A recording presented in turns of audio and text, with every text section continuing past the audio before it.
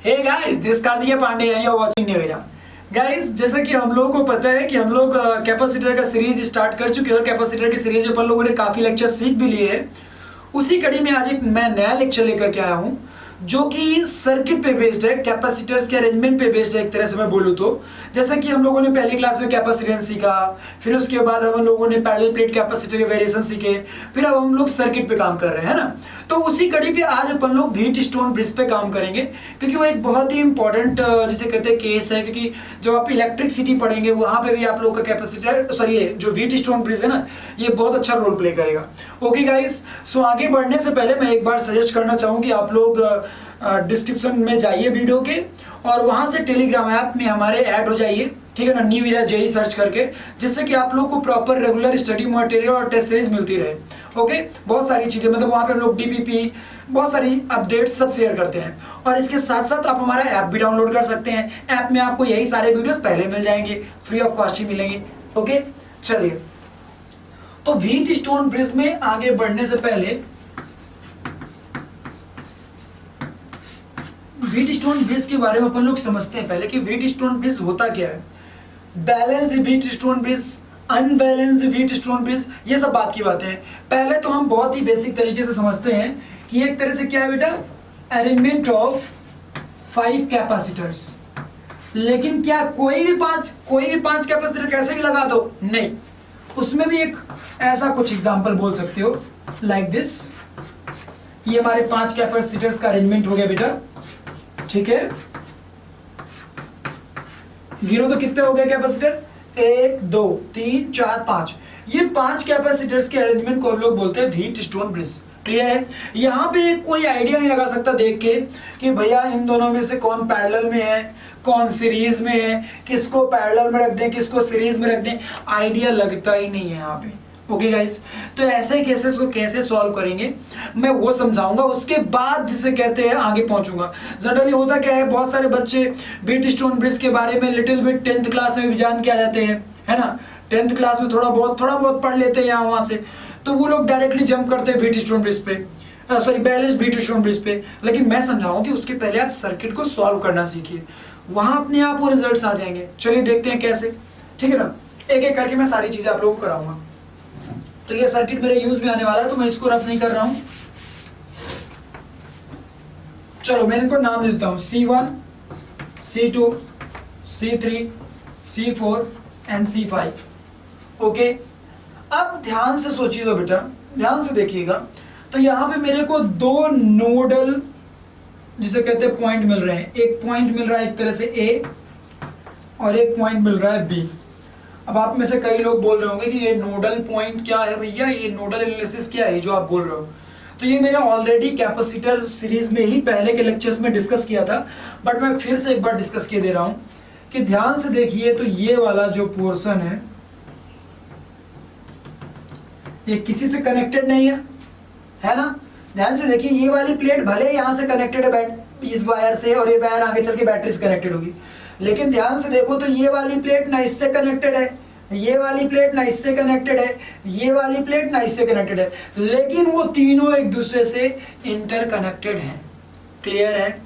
तो यदि मैं ऐसा मानता कि मान लो यहाँ से बैटरी की वजह से चार्ज Q आता, जो कि इधर की ओर Q1 और इधर की ओर Q2 में डाइवर्ट होता, ठीक है ना। मैं अपने मन से मान लेता यदि कि वो चार्ज इधर की ओर Q1 और इधर की ओर Q2 डाइवर्ट होता, तो इस वाली प्लेट पे पॉजिटिव का Q1 दिखता है ना, और इस वाली प्लेट पे माइनस का Q1 दिखता। कूल। ठीक उस तरह इस वाले प्लेट पे प्लस का Q2 दिखता, तो इस वाले पे माइनस का Q2 दिखता, है ना। अब मैं मान लूं कि वो Q1 चार्ज इधर की ओर आता और इसमें डिस्ट्रीब्यूट होता, तो होता क्या एक तरह से कि इस वाले पे मैंने मान लिया कि Q4 दिखने लगता है यहाँ पे पॉजिटिव प्लेट, और इसमें माइनस का Q4, और वही चार्ज मान लो इधर के मूव किया होता, तो ये मानो कि Q3 यहाँ दिखने लगता है प्लस का, और इसमें माइनस का Q3। इसी तरह इधर वो चार्ज जाता तो इसमें माना कि Q5 हो जाता प्लस का, और इस पे माइनस का Q5 हो जाता। ओके कूल, और ये फिर से चार्ज Q बन के निकल जाता है ना। एक तरह से हमें समझ में आ रहा है। अब समझिएगा, ये मैंने चार्जेस कैसे लिख दिया इसमें। यदि यहाँ चार्ज Q1 आया होगा इस प्लेट पे, तो भैया equal and opposite charge induce होगा इस वाली प्लेट पे। अब ध्यान से सोचो, इनिशियली ये तीनों प्लेट्स का जो कॉम्बिनेशन है एक तरह से, ये इनिशियली बैटरी में कनेक्टेड नहीं था, फाइनली भी कनेक्टेड नहीं है। तो यदि इनिशियली चार्ज जीरो था तो फाइनली भी चार्ज जीरो होना मांगता। तो फाइनली भी चार्ज जीरो करने के लिए हम देख पा रहे हैं कि इस वाली प्लेट में माइनस Q1 इंड्यूस हो गया है। तो इट्स क्वाइट लॉजिकल कि यहां पे भी कुछ चार्ज इंड्यूस होगा और यहां पे भी कुछ चार्ज इंड्यूस होगा। बस वही तो है, Q4 यहां पे इंड्यूस करा दिया मैंने और यहां पे Q5 इंड्यूस करा दिया। सो मैं यदि बात करूं नोडल पॉइंट ए की, ठीक है ना, तो फॉर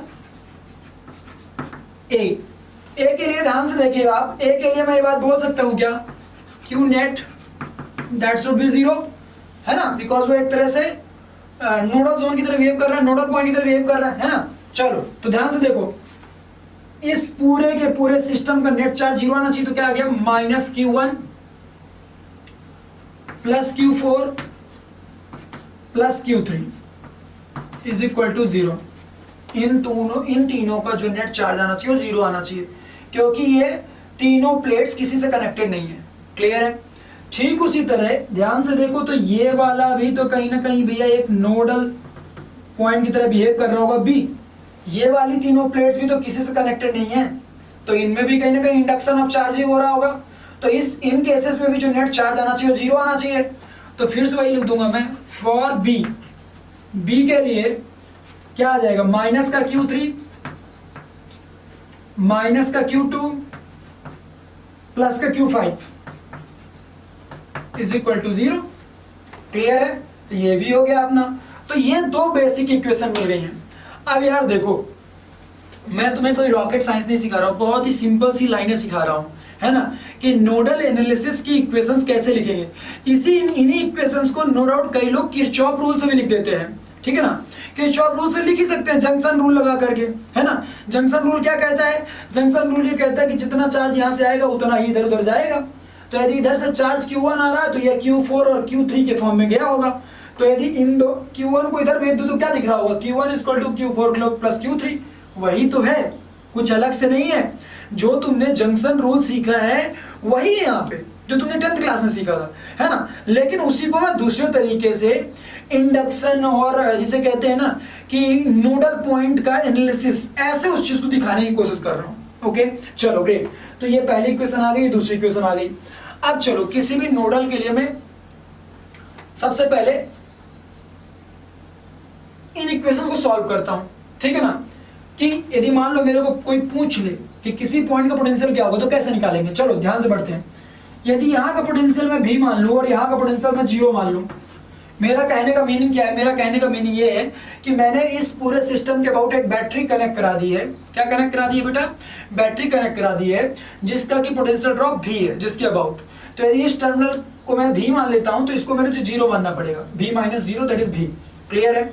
अब यदि यहाँ का पोटेंशियल V है तो यहाँ का भी V हो जाएगा। यहाँ का मैंने X मान लिया, क्लियर है बेटा, और यहाँ का मैंने क्या मान लिया, Y मान लिया, है ना। क्योंकि ये कैपेसिटर्स अलग अलग होने की वजह से इसके अबाउट पोटेंशियल ड्रॉप अलग अलग हो जाएगा और इसके अबाउट पोटेंशियल ड्रॉप अलग अलग हो जाएगा। तो चलो मैं इस इक्वेशन को जिसे कहते हैं कैपेसिटर्स और पोटेंशियल के फॉर्म में कन्वर्ट करने की कोशिश करता हूं। मुझे पता है कि चार्ज इज इक्वल टू क्या होता है, Q इज इक्वल टू होता है C इंटू V। क्लियर है, ये फॉर्मूला हम लोगों ने पढ़ रखा है कि भैया charge stored in a capacitor is equal to capacitance multiplied by potential drop about that capacitance. Clear है। तो चलो Q1 की वैल्यू तुम क्या लिख सकते थे, इसी इक्वेशन को मैं अलग तरीके से लिख रहा हूं। Q1 को मैं लिख सकता था, यही वाला माइनस साइन आ गया, उसकी Q1 can be written as V minus X, this is the potential drop, क्योंकि इसके अब इधर का पोटेंशियल V है और इधर का X है, तो V माइनस एक्स। क्लियर है, this is the potential drop about this capacitor multiplied by C1। Clear है। अब Q4 की वैल्यू लिखनी है अपन को, तो प्लस का Q4 की वैल्यू क्या आ जाएगी, यहाँ का पोटेंशियल X और यहाँ का 0 हो गया, क्योंकि यहाँ का 0 तो यहाँ भी 0 हो जाएगा पॉइंट पोटेंशियल टेक्निक से, जो मैंने पहले पढ़ा रखा है। तो X minus 0 that is X। Clear है। तो यहाँ से क्या आ गया आपका C4 इंटू X। क्लियर है। उसी तरह आप इसके लिए लिखना चाहेंगे तो ध्यान से सोचिए बेटा, इसके अबाउट X है और इसके अबाउट Y है, मतलब ये X है और ये Y है, तो इसके अबाउट पोटेंशियल ड्रॉप नेट कितना हो जाएगा, X माइनस Y। क्लियर है। तो उसको ही पुट कर दीजिए, plus C3 into X minus Y. Clear बेटा, दैट इज इक्वल टू 0। तो इसी इक्वेशन को मैंने कुछ इस तरीके से कन्वर्ट कर लिया, है ना। चलो ग्रेट। अब मैं इस इक्वेशन को भी इसी तरीके से लिखने की कोशिश करता हूं। तो चलो यहां आ जाओ, माइनस Q3 ना, तो माइनस, और Q3 की वैल्यू कितनी आएगी, potential drop multiplied by charge, तो पोटेंशियल ड्रॉप कितना हो गया उसके about x minus Y multiplied by C3। Clear है बेटा, ये चार्ज Q3 की वैल्यू आती तो माइनस साइन के साथ आ गया। चलो अब माइनस Q2 लिखना है, तो माइनस Q2 यहां से आएगा। यहाँ का पोटेंशियल कितना है v और यहाँ का कितना है y है, तो इसके अबाउट कितना ड्रॉप हो गया v माइनस वाई, तो माइनस का C2 into V minus Y. Clear है। अब Q5 लिखना है हमें, तो Q5 की वैल्यू यहां से आएगी, है ना। चलो तो Q5 की वैल्यू यहां से देखते हैं कितनी आ जाएगी। यहाँ का पोटेंशियल कितना है y और यहाँ का पोटेंशियल 0 है, तो y minus 0 plus C5 into Y minus 0 that is equal to 0। Clear है बेटा, ये आपकी अगली इक्वेशन आ गई। तो ये दो इक्वेशंस आपके पास आ चुकी है। इन दोनों इक्वेशंस को यूज करके आप x और y की वैल्यू में निकाल सकते हैं, एक तरह से देखा जाए तो, है ना, v के रिस्पेक्ट में चाहे तो, या net capacitance of the given circuit भी निकाल सकते हैं। मैं भी एक एग्जांपल के थ्रू समझाऊंगा भी। क्लियर है, अभी तो मैं बेसिक सी चीज ले रहा हूं। अब यदि मैं एक कंडीशन ले लूं, if x is equal to Y हो जाए मेरा, x is equal to Y, मतलब इस पॉइंट का और इस पॉइंट का पोटेंशियल मैं सेम मान लूं, x is equal to Y ले लूं, तो x is equal to Y लेते ही मेरा क्या इक्वेशन बनेगा, ध्यान से सोचो। तो x is equal to Y लेते ही यह पूरा का पूरा जीरो हो जाएगा, है ना, और ये भी पूरा का पूरा जीरो हो जाएगा। क्लियर है। तो हमारी इक्वेशन क्या बन रही होगी, अब हमारी इक्वेशन कुछ ऐसी बन रही होगी, मैं इधर की ओर रफ कर लेता हूं, मेरे को जगह मिल जाएगी, ठीक है ना। ये इक्वेशन तो आप लिख चुके होंगे। चलो ग्रेट, तो यहां से मेरी इक्वेशन बन जाएगी। अब ये अंदर चला गया होगा, तो x minus capital V into C1 plus C4x is equal to 0। और इस वाले में क्या इक्वेशन बन चुकी होगी, ये बन चुकी होगी y माइनस v, ये माइनस अंदर मल्टीप्लाई करा दिया, into C2 plus C5 into Y is equal to 0। Clear है बेटा, ये इक्वेशन बन चुकी होगी। अब मैं ऐसा करता हूं कि इसको इधर भेज दूं, इसको इधर भेज करके देखूं और दोनों को डिवाइड करा दूं, दोनों इक्वेशन को, है ना। इसको भी इधर भेज दूं, इसको भी इधर भेज दूं, दोनों को डिवाइड करा दूं, तो मुझे क्या दिख रहा होगा, मुझे कुछ ऐसा दिख रहा होगा, x minus V into C1 upon Y minus V upon C2 is equal to C4 upon C5 into X upon Y. Clear है, माइनस माइनस कट जाएगा, माइनस की टेंशन नहीं लेनी। अब मुझे पता है कि यदि if x is equal to Y हमने मान रखा है, if x is equal to Y मान रखा है, तो x अपॉन वाई 1 हो जाएगा, और ठीक उसी तरह x minus V upon Y minus V ये भी 1 हो जाएगा। तो हमारी कंडीशन क्या आ गई, कंडीशन आ गई C1 by C2 is equal to C4 by C5। Clear है बेटा, ये हमारी कंडीशन आ चुकी है, C1 by C2 is equal to C4 by C5। Clear है, ध्यान से देखो, C1 by C2 is equal to C4 by C5। Okay, तो मुझे एक बात समझ में आ गई, अच्छे तरीके से समझ में आ गई कि भैया नॉर्मल बीट स्टोन ब्रिज जो होती है वो कॉम्बिनेशन ऑफ 5 कैपेसिटर्स होती है, जिसमें कि कोई हमें पैरेलल या कोई सीरीज में नहीं दिख रहा होता है। उसमें भी जो अपन लोग बेसिक इक्वेशन नोडल एनालिसिस लेकर के ये लिखते हैं, और यदि ये कंडीशन ले लें कि x is equal to Y ले लें कि x और y का पोटेंशियल सेम हो रहा, मतलब x और y सेम पोटेंशियल पे हो, तो उस केस में ये कंडीशन आ जाएगी। तो भैया ऐसा कोई भी बीट स्टोन ब्रिज का केस जिसमें कि C1 by C2 is equal to C4 by C5 के हो जाए, इसे हम लोग इसे हम क्या बोलते हैं, बैलेंस्ड बीट स्टोन ब्रिज। क्या बोलते हैं बेटा, balanced Wheatstone bridge. Clear हो गया, मतलब ये बैलेंस्ड कंडीशन हो गई। Okay guys, so balanced Wheatstone bridge का कभी भी एग्जांपल आए तो आप उसको कैसे जज करेंगे, C1 by C2 is equal to C4 by C5। Clear है। अच्छा, तो अब बात ये आती है कि सर ये बताओ कि इस केस में नेट कैपेसिटेंस कितना आएगा अब इस सर्किट का। चलो ये तो हमने निकाल लिया कि बैलेंस्ड व्हीटस्टोन ब्रिज होती क्या है ना, ये निकाल लिया। अब बात आती है कि इस केस का नेट कैपेसिटेंस कितना आएगा। तो हमें पता है कि जब x और y जब दोनों सेम हो गए इस केस में, तो ऑब्वियस सी बात है कि इस कैपेसिटर में कोई भी चार्ज स्टोर नहीं हो रहा होगा। और जब इस कैपेसिटर में कोई भी चार्ज स्टोर नहीं हो रहा होगा तो भैया मुझे सोचने की जरूरत ही नहीं है इसके बारे में, मैं इसको सीधा सीधा उड़ा दूंगा। और जब मैं इसको सीधा सीधा उड़ा दूंगा तो अब मुझे सर्किट कैसा दिख रहा होगा, C1 C4 मेरे को दोनों सीरीज में दिख रहे हैं और C2 C5 मेरे को सीरीज में दिख रहे हैं। तो जो मेरे को equivalent capacitance of the circuit आ जाएगा, इक्विवेलेंट कैपेसिटेंस, वो क्या आ जाएगा बेटा, वो बहुत ही सिंपल सा आ जाएगा। C इक्विवेलेंट इक्वल टू आ चुका होगा, इन दोनों का सीरीज पे जोड़ने में क्या आएगा 1/C1 प्लस 1/C4, तो ये आ चुका होगा C1 into C4 upon C1 plus C4। Clear है। प्लस अब ये वाले का जो रिजल्टेंट आएगा और ये वाले का जो रिजल्टेंट आएगा दोनों एक दूसरे के पैरेलल में होंगे, तो इसका निकाल लो। इसका आगे आ चुका होगा C2 into C5 upon C2 plus C5। Okay guys, so this will be the equivalent capacitance of given case. Clear है। तो मैंने एक बात समझ लिया कि बैलेंस्ड व्हीटस्टोन ब्रिज होगी तो उसका जो नेट कैपेसिटेंस आएगा वो इतना आएगा, है ना। अब लेकिन एक क्वेश्चन मन में आ रहा होगा कई लोगों के कि सर आपने तो ये कंडीशन लगा दी कि भैया if x is equal to Y, तो ऐसी कंडीशन आएगी, उसके बेसिस पे इसका इतना कैपेसिटेंस आया होगा। लेकिन क्वेश्चन ये आता है कि यदि ये बैलेंस्ड भी कंडीशन ना हो, मतलब कुछ ऐसा हो जाए कि भैया C1/C2 C4/C5 के बराबर ना हो, तो उस केस में तो हम इसको नहीं निगलेक्ट कर पाएंगे इस वाले कैपेसिटर को। तो फिर इक्विवेलेंट कैपेसिटेंस कैसे निकालेंगे, क्वेश्चन आता है ना कि फिर इन दोनों पॉइंट्स के अबाउट इक्विवेलेंट कैपेसिटेंस कैसे निकालते हैं। अभी तो इजीली निकाल लिया हमने, उसको डिस्कस करेंगे। क्लियर है। लेकिन अभी मैं इसमें एक और बात आपको बता दूं, यदि x इक्वल टू y हो जाएगा तो ये कंडीशन आ जाएगी, और यदि कहीं पे ये कंडीशन दिख रही हो तो अपने आप ही समझ जाना है कि x is equal to Y होगा। मतलब यदि ये दिया है तो ये समझ जाइएगा, और यदि ये दिया है तो समझ जाइए कि x is equal to Y होगा। और ये किसका एग्जांपल है, बैलेंस्ड व्हीटस्टोन ब्रिज। क्लियर है, व्हीटस्टोन ब्रिज। ओके ग्रेट, चलो आगे बढ़ते हैं अपन लोग अभी थोड़ा सा।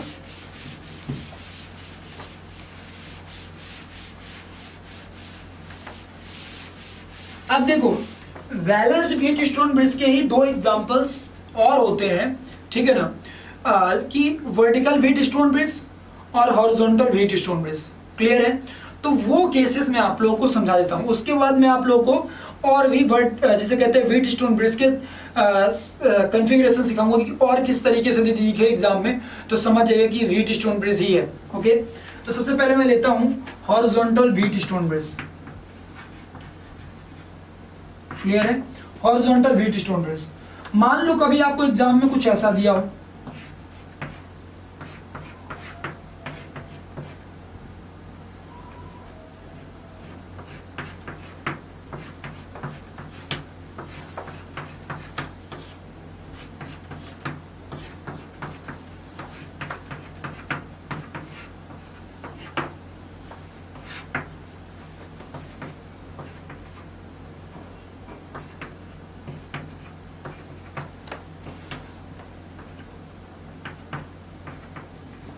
क्लियर है।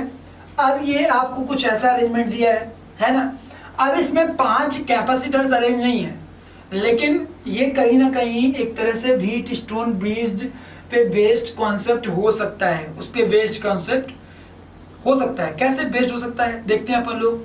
तो माना मैंने अपने मन से एक कंडीशन मान ली कि यदि माना कि यहाँ का पोटेंशियल कितना है बेटा, यहाँ का पोटेंशियल V1 है, ठीक है, यहाँ का पोटेंशियल V2 है और यहाँ का पोटेंशियल V3 है, यहाँ का पोटेंशियल V4 है, यहाँ का पोटेंशियल V5 है और यहाँ का पोटेंशियल V6 है, यहाँ का पोटेंशियल V7 है। क्लियर है। ऐसे मैंने अपने मन से कंडीशंस मान ली है, ठीक है। तो V7 मानने की क्या जरूरत है, भैया ये तो सेम ही हो जाएगा ना, तो इसको मान लीजिए V6, क्योंकि दोनों सेम ही पॉइंट से कनेक्टेड है जैसे वहां पे है। तो ध्यान से सोचिएगा बेटा, इस कैपेसिटर के अबाउट पोटेंशियल ड्रॉप कितने का आ रहा है, इस कैपेसिटर के अबाउट पोटेंशियल ड्रॉप कितने का आ रहा है, वो आ रहा होगा आपका V1 माइनस V2 का किसके अबाउट आ रहा होगा, ये अबाउट आ रहा होगा C1 के। ठीक उसी तरह C2 के अबाउट कितना पोटेंशियल ड्रॉप आ रहा होगा, वो आ रहा होगा V1 माइनस V3। क्लियर है, ये आ रहा होगा आपका C2 के अबाउट। एक बात और बता दूं आप लोगों को कि ये जनरली आपको हर बुक्स में नहीं मिलेंगे, है ना, तो इसीलिए प्लीज इनको इन डिटेल करते हैं अपने कॉपी में, क्योंकि एक बार मैं इतना बोलूंगा कि पूरी आप कैपेसिटर की सीरीज जो मैं करा रहा हूँ यदि आप इसे कर लेते हैं तो हम फुली कॉन्फिडेंट कि भैया दूर दूर तक कोई चांसेस नहीं है कि जे एडवांस क्वेश्चन आपकी कॉपी से बाहर आए। लेकिन ये भी बोलूंगा कि ये सफिशिएंट भी नहीं है, आपको खुद भी सेल्फ प्रैक्टिस करनी है, ये बात याद रहे आपको, ठीक है ना। चलिए, तो ये मेरे को दिख रहा है कि C1 के अबाउट इतना पोटेंशियल ड्रॉप है और C2 के अबाउट इतना पोटेंशियल ड्रॉप है। तो यदि मैं कंडीशन ले लूं if V2 is equal to V3 हो जाए, if V2 is equal to V3 हो जाए, V2 और V3 बराबर हो जाए, तो V2 और V3 बराबर होने की कंडीशन पे क्या मैं बात बोल सकता हूं कि V1 minus V2 will be equals to the V1 minus V3। Clear है। अब हमें पता है कि कैपेसिटेंस और चार्ज के बीच में क्या रिलेशन होता है, कैपेसिटेंस और चार्ज के बीच में रिलेशन होता है Q by C is equal to delta V, और पोटेंशियल सीधे सीधे V बोल दो उसे, है ना।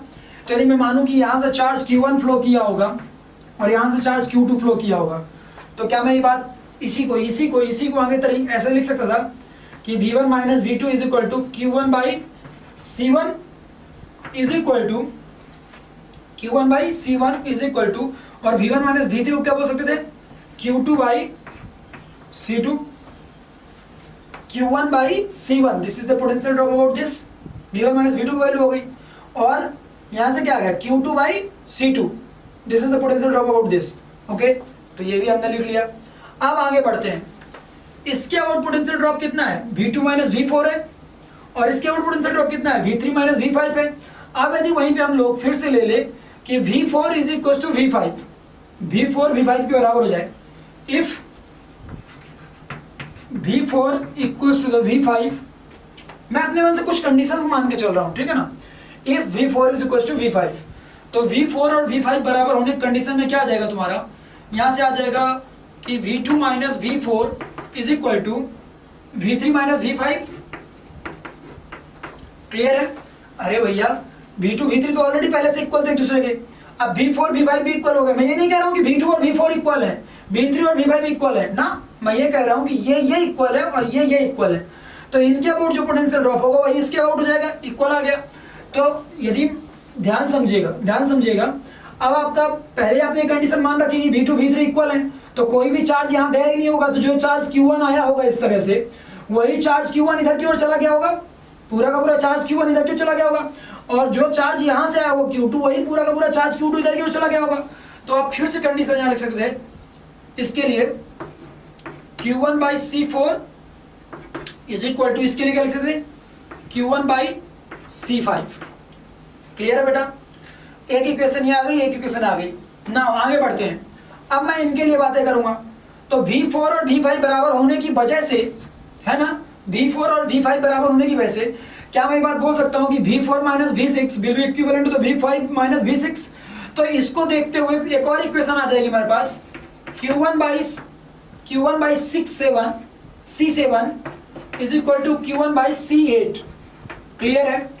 तो यहां से Q1 बाई Q2 की वैल्यू कितनी आ रही होगी, ध्यान से देखो बाबा, यहां से Q1 बाई Q2 की वैल्यू कितनी आ रही होगी, तो वो आ रही होगी तुम्हारी Q1 बाई, सॉरी यहां मैंने क्या लिख दिया, ये Q2 होना चाहिए था ना, ये तो यहाँ चार्ज Q1 गया है ना, तो ये Q1 बाई C4 आ गया, और यहाँ चार्ज Q2 गया, तो यहाँ ये Q2 होना चाहिए ना। उसी तरह यहाँ पे भी Q1 by C7 is equal to Q2 by C8। अब चलो यहाँ से Q1 बाई Q2 की वैल्यू कितनी आ रही होगी, Q1 बाई Q2 यहाँ से आ रहा होगा तुम्हारा C4 बाई C5। उसी तरह यहाँ से Q1 बाई Q2 कितना आ रहा होगा, वो आ रहा होगा C1 बाई C2 आ रहा होगा। क्लियर है, यहाँ से आ रहा होगा। उसी तरह यहाँ से कितना आ रहा होगा, C7 बाई C8 आ रहा होगा। तो मैं देख सकता हूँ Q1 बाई Q2 की वैल्यू यहाँ से इतनी आ रही है, यहाँ से इतनी आ रही है, यहाँ से इतनी आ रही है। तो यदि मैं तीनों को कॉमनली लिखूं तो कुछ मुझे कैसा कंडीशन दिख रहा होगा, मुझे कुछ ऐसा दिख रहा होगा कि Q1 by Q2 is equal to C1 by C2 is equal to C3 by C4, नहीं sorry C4 by C5 is equal to C7 by C8। Clear है? This is the condition of horizontal balanced Wheatstone bridge. Clear है? Horizontal क्यों मैंने बोला? क्योंकि यहाँ पे कई सेगमेंट हॉरिजॉन्टली डिस्ट्रीब्यूटेड है ना, और यहाँ पे बैलेंस्ड व्हीट स्टोन ब्रिज जैसी कंडीशन ही बन रही है, इसीलिए हमने इस कॉम्बिनेशन को नाम दे दिया balanced Wheatstone bridge. Clear है? तो अब ध्यान से देखिए, तो इस कैपेसिटर से कोई मतलब नहीं है हमें, क्यों? क्योंकि यदि दोनों के अबाउट पोटेंशियल ड्रॉप सेम है तो इसमें कोई चार्ज आ नहीं रहा होगा, तो उसे हटा दो। ठीक उसी तरह इसे हटा सकते हैं। तो अब इस केस का नेट कैपेसिटेंस कोई पूछा होता तो हम लोग क्या बोलते? हम जिसे कहते हैं दौड़ता हुआ बोलते, कुछ ऐसा। बस हो गया, खल्लास हो गया ना क्वेश्चन, तो खत्म, खल्लास। तीनों सीरीज में हो गए, तीनों सीरीज में हो गए, दोनों पैरेलल में हो गए। आ गया result equivalent capacitance about these 2 points, है ना? बहुत अच्छा था। ठीक उसी तरह यदि कभी ये कंडीशन दी होती तो हम आंख मूंद के ये बात कह सकते थे कि भैया this and this and this, इनका पोटेंशियल सेम होगा, इनका पोटेंशियल सेम होगा। मतलब ऐसा नेसेसरी नहीं है कि आपको ये पता हो, मतलब ये देख करके हरदम यही पूछे। हो सकता है कि कभी ये देख करके और इसके बारे में कुछ आइडिया ले ले, है ना? तो आपको दोनों ही बात याद रखनी है कि यदि C1/C2 is equal to this है ऐसा, तो ये इसके से पोटेंशियल ये वाले सेम होंगे। और यदि कभी ये वाले पोटेंशियल सेम कर दे तो भैया कैपेसिटेंस के बीच जो रेशियो आएगा वो ये कंडीशंस आएंगी। ओके गाइस, तो ये था किसका example? Horizontal balanced Wheatstone bridge का। क्लियर है? अब आता है अगला case vertical wheat stone bridge का। ठीक है ना? तो चलिए देख लेते हैं वर्टिकल व्हीट स्टोन ब्रिज को भी। अब ये सब चीजें आपको हर जगह बुक्स में नहीं मिलेंगी, इसीलिए मैं क्या बोलता हूं कि आप लोग लेक्चर्स को जिसे कहते हैं ना कि फुल कॉन्फिडेंस और अच्छे तरीके से देखा करिए, क्योंकि मेरा ये मानना है कि ये लेक्चर्स करने के बाद फिर आपको बस सेल्फ प्रैक्टिस करनी, प्रीवियस ईयर लगाना भैया, और कुछ नहीं सोचना आपको। ओके गाइस, तो चलिए आगे बढ़ते हैं, वर्टिकल व्हीट स्टोन ब्रिज का केस देखते हैं। तो अपन लोग वर्टिकल व्हीट स्टोन ब्रिज का एग्जांपल देखते हैं। वर्टिकल व्हीट स्टोन ब्रिज, ठीक है ना? हॉरिजॉन्टल देख लिया अपन ने। चलो वर्टिकल व्हीट स्टोन ब्रिज में क्या हो रहा होगा?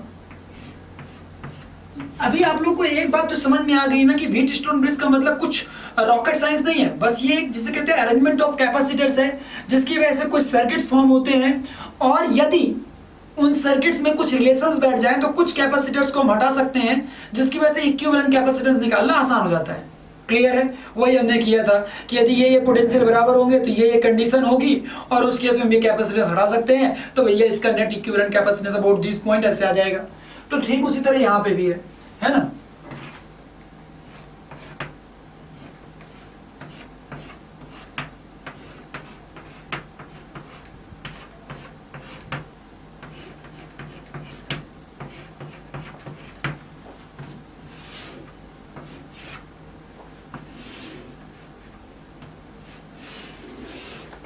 अब माना हमारी ये बैटरी ऐसे कनेक्टेड है, पिछली बार क्या था? हॉरिजॉन्टली सारा का सारा डिस्ट्रीब्यूशन था, सारा कॉन्फ़िगरेशन था। इस बार कैसा है? वर्टिकली है। क्लियर है? तो चलिए इनको नाम दे दीजिए C1, C2, C3, C4, C5, C6, C7 and C8। चलिए यदि यहाँ का पोटेंशियल मैं 1 मानता हूँ, V1। क्लियर है? तो यहाँ का भी पोटेंशियल V1 हो जाएगा, यहाँ का भी V1 हो जाएगा, यहाँ का भी V1 हो जाएगा, according two point potential technique, जो कि मैंने पहले बता रखा है कि भैया वायर में कोई भी पोटेंशियल चेंजेस नहीं होंगे। जब कैपेसिटर या रजिस्टर या इंडक्टर आएगा तभी भैया आपका पोटेंशियल में चेंजेस आएंगे। ठीक है ना? यहाँ का पोटेंशियल मैंने मान लिया, मान लो कि V2, V3 एंड V4। ठीक है बेटा? चलो V2, V3, V4, और यहाँ का पोटेंशियल क्या मान लिया मैंने अपने मन से मान लिया V5। तो यहाँ का V5, यहाँ का V5, यहाँ का V5। चलो ध्यान से देखो, इसके अबाउट पोटेंशियल ड्रॉप कितना होगा? वो होगा V1 माइनस V2, और इसके अबाउट कितना होगा? V1 minus V3। So if यदि कंडीशन दिया है कि V2 is equal to V3 है, यदि V2 और V3 बराबर है, तो उस केस में क्या ये बात बोल सकते हैं कि V1 minus V2 that will be equivalent to the V1 minus V2 that will be equivalent to the V1 minus V3, V1 minus V3 बोल सकते हैं आराम से। तो यदि मान लो चार्ज Q आया होगा तो ये डिस्ट्रीब्यूट हुआ होगा Q1, Q2 एंड Q3 के फॉर्म में। तो ध्यान से देखना बेटा, एकदम ध्यान से देखना। यहां हम क्या लिख सकते थे, यहां हम लिख सकते थे Q1 by C1, Q1 by C1 यहां से लिख सकते थे, है ना। चलो गुड कूल। और इसके लिए हम क्या लिख सकते थे, Q2 by C4, Q2 by C4, ये V1 माइनस V3 की वैल्यू है, Q2 बाई C4, है ना। तो ये हमारी इक्वेशन 1 हो गई। ठीक उसी तरह अब इसके आगे के लिए यदि हम जाते, इसके आगे के लिए जाते तो इसके आगे लिए क्या मिलता हमें, यहां से हमें मिलता कि V2 minus V5 is equivalent to the V3 minus V5। तो इसको इक्वेट कराने के लिए जब ध्यान सोचिएगा, जब इनके अबाउट पोटेंशियल ड्रॉप दोनों के अबाउट V2 और V3 बराबर हो चुके हैं, तो इसके अबाउट पोटेंशियल ड्रॉप 0 हो चुका है।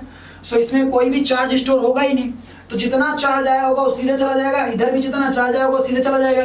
तो इससे भी कितना चार्ज आया होगा, Q1 ही आया होगा, और इससे भी कितना आया होगा, Q2 ही आया होगा। तो इसके अबाउट जो पोटेंशियल ड्रॉप होगा वो क्या लिख लेंगे अपन, Q1 by C2 is equal to Q2 by C5। ठीक है बेटा, चलो गुड। तो ध्यान से देखो, ये Q4 का लिखा भैया, इसको Q2 लिखो ना यार। हाँ, Q1 by C1, Q2 by C4, ठीक है, वो 4 होने की वजह से कंफ्यूजन हो गई। चलो, तो यहाँ से Q1 बाई Q2 की वैल्यू आ रही होगी, जो यहाँ से Q1 बाई Q2 की वैल्यू आ रही होगी, दोनों सेम होनी चाहिए। तो उसकी उन बातों को मद्देनजर रखते हुए क्या मैं ये बात बोल सकता हूँ, Q1 बाई Q2 की वैल्यू यहाँ से कितनी आ जाएगी, C1 by C4 is equal to C2 upon C5। Clear है, ये कंडीशन आ गई हमारी। अभी हम इसको और आगे बढ़ाएंगे, टेंशन वाली बात नहीं है। चलिए यहाँ आ जाइए, अब यहाँ आगे बढ़ते हैं अपन लोग, आगे बढ़ते हैं, ठीक है ना। अभी इसको मैं चेंजेस मिलाऊंगा और भी, बस इतना, ये इसको लिखे याद रखिएगा। ठीक इसी तरह यहाँ पे भी हम लोग चाहते, है ना, यहाँ पे भी चाहते, तो उसी तरह इसके लिए लिख करके और इसके लिए लिख करके रिलेशन क्रिएट कर लेते। तो उस केस में क्या आता है बेटा, उस केस में ये आता कि C4 upon Q2 upon C4 is equal to Q3 upon C7, है ना। Q2 upon C4 is equal to Q3 upon C7। तो वहां से इक्वेशन क्या बनती, Q2 by Q3 is equal to equation बनती C4 बाई C7, यही बनती इक्वेशन, है ना। गुड। और यहां से इक्वेशन क्या बनती, उसी तरह फिर वही इक्वेशन बनती, यहां से बनती C5 बाई C8। क्लियर है। तो ये हमारी दूसरी इक्वेशन आ जाती कि भैया C4 by C7 equal to इतना इतना। चलो, अब मैं इसको रीअरेंज कर लेता हूं। तो इसको रीअरेंज करूंगा तो ये कैसा दिखेगा, C1 by C2 is equal to C4 by C5, है ना। और इसको रीअरेंज करूंगा तो ये कैसा दिखेगा, इसको रीअरेंज करने पे दिख रहा होगा C4 by C5 is equal to C7 by C8। Bingo, हमारे पास बहुत अच्छा रिलेशन आ चुका है। क्या आ चुका है, ध्यान से देखो रे बाबा। इस रिलेशन और इस रिलेशन को यूज करके ध्यान से देखोगे तो ये दिख रहा होगा C1 by C2 is equal to C4 by C5 is equal to C7 by C8। Cool ना, बहुत ही आसान था। हम लोग को समझ में आ गया कि भैया यदि कभी ऐसी कंडीशन दी हुई हो तो हम आंख मूंद के बाद समझ जाएंगे कि यहाँ और यहाँ का पोटेंशियल क्या है, सेम है, क्योंकि ये balanced vertical wheat stone bridge का कॉन्सेप्ट है। या कभी ये दिया हो कि सेम है तो समझ जाएंगे कि भैया C1 by C2 will be equivalent to the C4 by C5 will be equivalent to the C7 by C8। This was the case of vertical wheat stone bridge। पहले हॉरिजॉन्टल सीखा, वर्टिकल सीखा, ठीक है ना। अब यदि इस केस का नेट कैपेसिटेंस पूछे तो पूछेगा तो डरेंगे क्या, फोड़ देंगे, बस इसको निगलेक्ट कर दो, उड़ा दो। क्यों उड़ा दिया, समझ में आया ना। उसके पीछे कारण था, क्योंकि जब इसमें कोई चार्जेस ही नहीं आ रहे थे तो इसको भी हटा दिया, जब इसमें भी कोई चार्जेस नहीं आ रहे तो इसको भी हटा दिया। तो इस तरीके से हम लोगों ने आइदर वो नॉर्मल व्हीट स्टोन ब्रिज हो, फिर उसके बाद वो बैलेंस कंडीशन पे जाए, फिर उसके बाद वो हॉरिजॉन्टल डिस्ट्रीब्यूशन और वर्टिकल डिस्ट्रीब्यूशन कैसा भी आए अपन लोगों ने किया। ओके, अब और भी व्हीट स्टोन ब्रिज के चेहरे होते हैं, वो चेहरे समझ लीजिए आप लोग थोड़ा सा, ठीक है ना।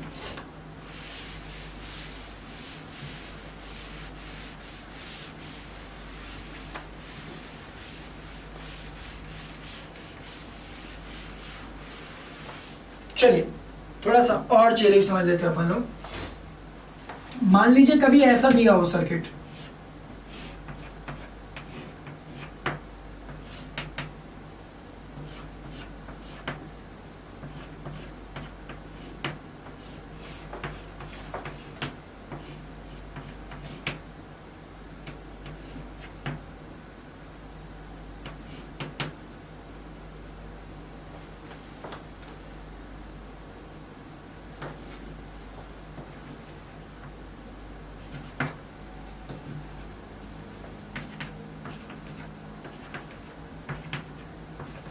क्लियर है?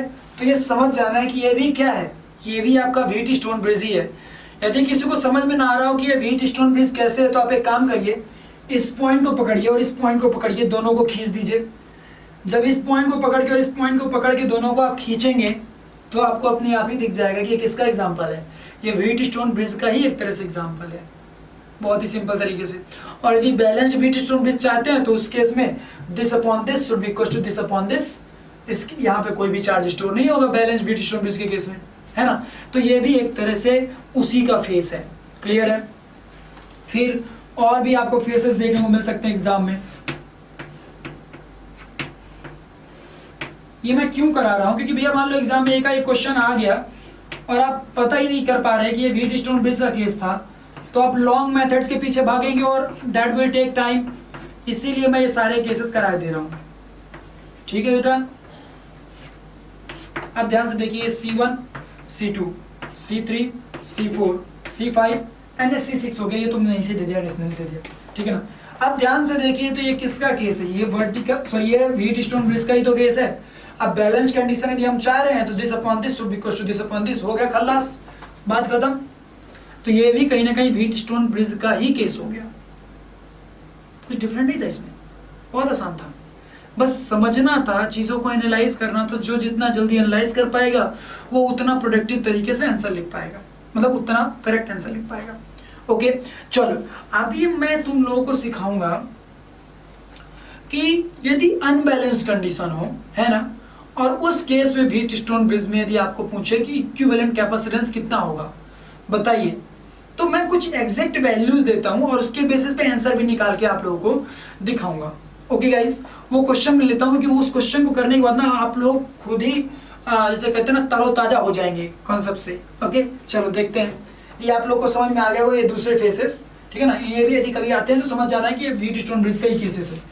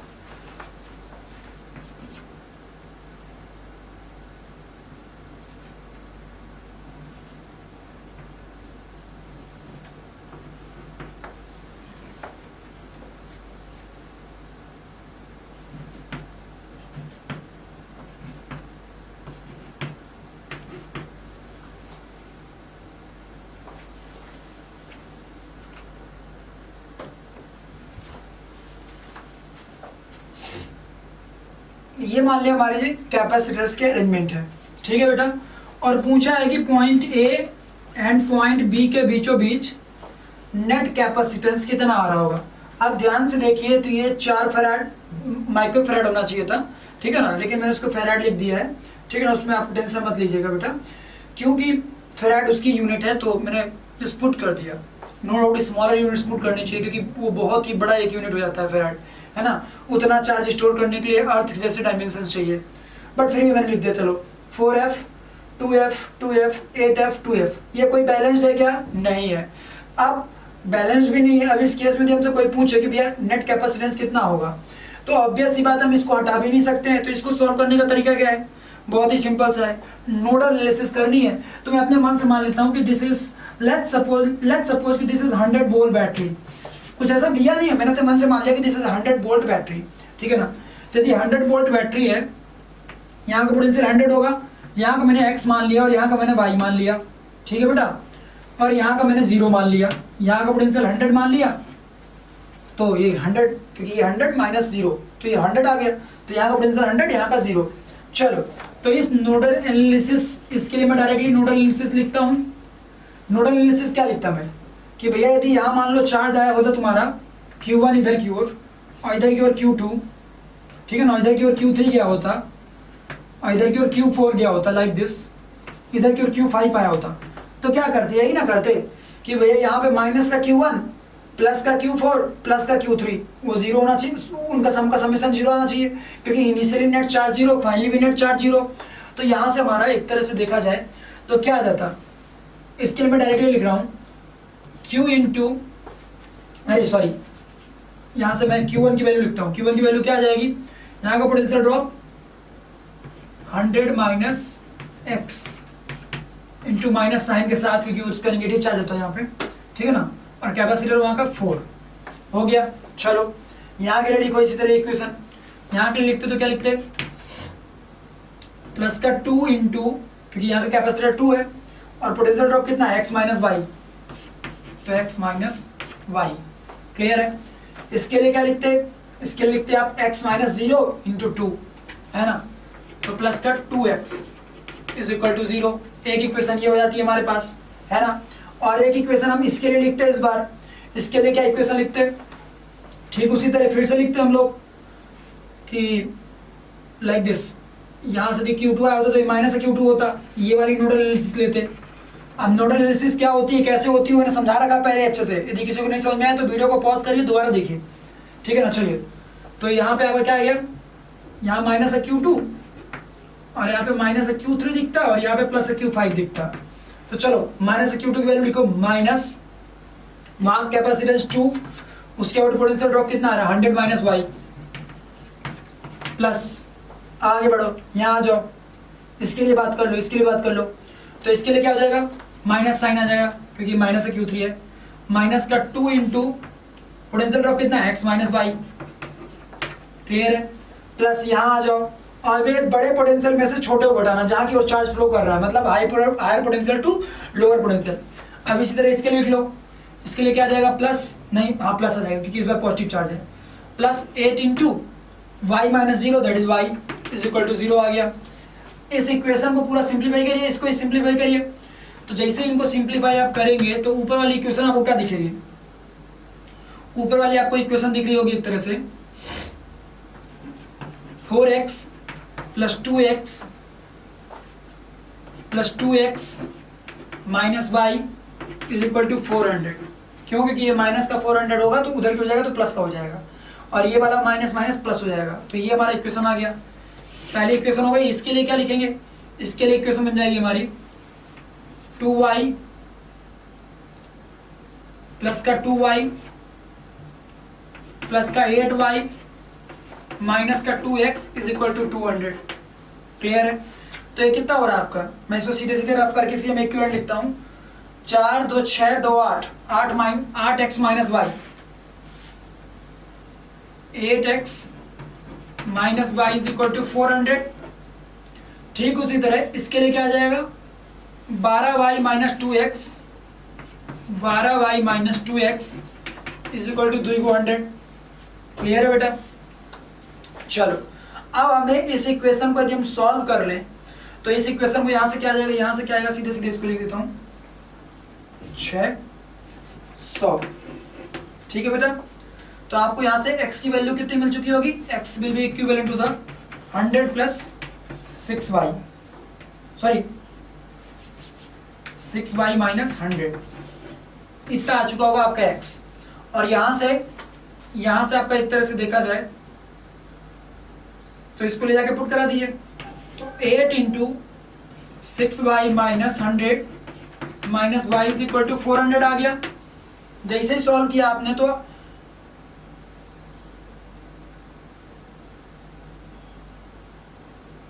848 आ गया आपका, 48 by minus 800 minus y is equal to 400। Clear है। ये पूरा का पूरा आपका सिंप्लीफाई हो जाएगा। तो यहाँ से y की वैल्यू आ जाएगी। एक बार y की वैल्यू आई तो आप Q2 की वैल्यू निकाल लेंगे, सीधे सीधे Q2 की वैल्यू निकालेंगे, क्यों? क्योंकि पोटेंशियल ड्रॉप एग्जैक्ट पता चल जाएगा 100 माइनस y, तो Q2 की वैल्यू आ गई। ठीक उसी तरह आप x की वैल्यू निकाल लेंगे तो आपका एग्जैक्ट वैल्यू पता चल जाएगा Q1 का। तो Q1 Q2 की वैल्यू पता चलते ही आपको पता चलेगा कि यहाँ से नेट चार्ज कितना निकला होगा, Q निकला होगा, जिसका मैग्नीट्यूड Q1 प्लस Q2 के बराबर रहा होगा। ठीक है ना। चलिए, तो अब आप क्या करते, इस पूरे के पूरे सर्किट को रिप्लेस कर देते एक इक्विवेलेंट सर्किट से, और उस सर्किट में भी सेम चार्ज ही जा रहा होता, बस उसका कैपेसिटेंस क्या होता, C इक्विवेलेंट, और बैटरी उसके अबाउट भी आप 100 वोल्ट ही लगा रखे होते, और अभी भी चार्ज Q गया होता। तो फिर से जब इक्वेशन लिखते तो इसके लिए इक्वेशन क्या बनती, इसके लिए इक्वेशन बनती Q upon C equivalent is equal to 100। Q की वैल्यू आप पहले यहां से निकाल चुके होते इस इक्वेशन से, इसको ले जाके यहाँ पुट करा देते। जैसे ही आप पुट कराते आपको C इक्विवेलेंट की वैल्यू मिल जाती, C इफेक्टिव की वैल्यू मिल जाती। मतलब आप एक बात देख सकते हैं, बिना ये बात जाने हुए कि ये बैलेंस्ड है ये नहीं है, मतलब अनबैलेंस्ड भी होती तो भी हमने कोई टेंशन नहीं लेना था, तब भी हम लोग इक्विवेलेंट कैपेसिटेंस निकाल सकते थे। तो आज हम लोगों ने एक चीज और सीखी, नोडल एनालिसिस का उपयोग, है ना, कि यदि हमें मान लो कभी एग्जाम में नहीं पता चल पा रहा कि इधर पैरेलल में है या जिसे कहते हैं सीरीज में है, तो उस केस में क्या करेंगे, बिना घबराए हुए चार्ज Q1 Q2 मूव करा दीजिए और नोडल एनालिसिस कर लीजिए। जो नोडल पॉइंट आपको मिले उनके अबाउट नेट चार्ज 0 करा दीजिए, बस हो गया। और फिर उसके अबाउट हमें पता है कि चार्ज Q इक्वल टू क्या होता है, CV होता है, या सीधे सीधे बोले तो Q upon C is equal to V होता है। उसको उपयोग कर लेंगे और अपन लोग को आंसर मिल जाएगा। क्लियर है गाइस, बहुत इजी वे में। तो देखो मैंने किया क्या, मैं दोबारा समझा दे रहा हूं। मुझे ऐसा सर्किट दिया था, एनालाइज करना था कि इस केस का नेट कैपेसिटेंस कितना होगा। तो मैंने अपने मन से चार्ज Q फ्लो कराया और यहाँ बैटरी मान ली 100 वोल्ट की, उससे कोई लेना देना नहीं था क्योंकि वो बाद में भी कट जाएगी। देखिए ना, यहाँ भी 100 आ रहा होगा, Q अपॉन C इक्विवेलेंट में क्या आ रहा होगा, 100 आ रहा होगा। उसी तरह जब आप Q की वैल्यू यहाँ पे निकाल रहे हैं तो वो 100 के रिस्पेक्ट में ये आ रही है, समझ रहे कि नहीं समझ रहे, 100 का उपयोग करते हुए, तो वो कैंसिल हो जाएगा, कोई प्रॉब्लम नहीं। चलिए, तो यहाँ से Q1 आया तो यहाँ माइनस Q1 क्रिएट हुआ, यहाँ Q4 हुआ प्लस का, यहाँ पे भी प्लस का Q3 हो गया। तो भैया ये नोडल एनालिसिस कर ली, net equivalent charge equal to 0 ले लिया, और नेट इक्विवेलेंट चार्ज 0 लेकर के हम लोगों ने और पूरा जिसे कहते हैं इक्वेशन लिख ली। प्लस माइनस साइन में हो सकता है कहीं गलती हो जाए, मेरे से भी हो सकती है भाई, मैं भी इंसान हूं, लेकिन कॉन्सेप्ट क्लियर होना चाहिए कि कॉन्सेप्ट ये कहता है कि भैया net charge of this section should be 0, क्योंकि इनिशियली भी 0 था तो फाइनली भी 0 होना चाहिए। तो उसके बाद बस वही पोटेंशियल और कैपेसिटेंस और चार्ज का कॉन्सेप्ट लगाते हुए इसकी वैल्यू लिखी, इसकी वैल्यू लिखी, इसकी वैल्यू लिखी अकॉर्डिंग टू गिवन सिनेरियो। उसी तरह इसके लिए किया, दोनों इक्वेशंस को सॉल्व किया, Q1 Q2 की वैल्यू आ गई। कैसे आई Q1 Q2 की वैल्यू, पहले x और y की वैल्यू आई होगी, तो x और y की वैल्यू देखते ही हमें Q1 Q2 निकाल लेंगे, Q1 Q2 आते ही हम नेट चार्ज निकाल लेंगे। तो हमें पता चल गया कि इस केस में बैटरी ने इतना चार्ज सप्लाई किया था। तो यदि मैं इस पूरे सर्किट को रिप्लेस करके और उसकी जगह मैं एक C इक्विवेलेंट लगा दूं तो ऑब्वियस सी बात है बैटरी फिर से सेम चार्ज सप्लाई करेगी, पोटेंशियल अभी भी उतना ही होगा। तो भैया यहाँ पे भी तो वही चीज वैलिड होनी चाहिए कि भैया 100 into C effective is equal to Q आना चाहिए। तो Q की वैल्यू यहाँ पे जाके पुट करा दो, C इफेक्टिव और C इक्विवेलेंट की वैल्यू आ चुकी है आप लोगों को। तो इस तरीके से हम लोगों ने आज व्हीटस्टोन ब्रिज का जिसे कहते हैं पोस्टमार्टम कर दिया, है ना। आज अपन लोगों ने पूरा क्लियरली समझ लिया कि भैया व्हीटस्टोन ब्रिज में बैलेंस अनबैलेंस कंडीशन ये वो क्या क्या होता है। अभी एक और मैं आप लोगों को बताऊंगा, वो मैं आगे की क्लासेस में डिस्कस करूंगा। अभी क्या दिया होता था कि C1 यहाँ होता था, मतलब ऐसा होता था कि ध्यान से देखो कि C1 और यहाँ C2, ठीक है ना। अब यहाँ भी C1 दे दे, यहाँ भी C2 दे दे, तो C1/C2 सेम हो गए, तो ये बैलेंस्ड हो गई। लेकिन यदि ऐसा करता कि यदि यहाँ C1 दे दे, यहाँ C2 दे दे, यहाँ C2 दे दे, यहाँ C1 दे दे, मतलब जस्ट उल्टा कर दे, फ्लिप कर दे, उस केस को कैसे सॉल्व करेंगे, तो वो भी इसी तरीके से सॉल्व किया जा सकता है। उसमें थोड़ा सा सिमेट्री का भी कॉन्सेप्ट ले लेंगे तो और आसान हो जाएगा। क्लियर है। तो guys this was the basic concept जो आप लोगों को आज की क्लास में मैं समझाना चाह रहा था, एंड आई होप सो कि मैंने आप लोगों को समझाया होगा। सो मैं बस एक ही बात लास्ट में सजेस्ट करूंगा कि वीडियो अच्छा लगा हो तो लाइक करो, चैनल को सब्सक्राइब करो और भी वीडियोस के लिए जो अपकमिंग वीडियोस आने वाली हैं। और जाने से पहले फिर एक बार रिमाइंड करा दूं कि आप लोगों ने अभी तक टेलीग्राम ऐप ज्वाइन नहीं किया न्यू इरा का, तो जाके ज्वाइन कर लीजिए और हमारा ऐप भी डाउनलोड कर लीजिए। उस ऐप में आपको ये सारी वीडियोस एक साथ कलेक्टेड फॉर्म में मिल जाएंगी। Okay guys, thank you, bye bye, have a nice day.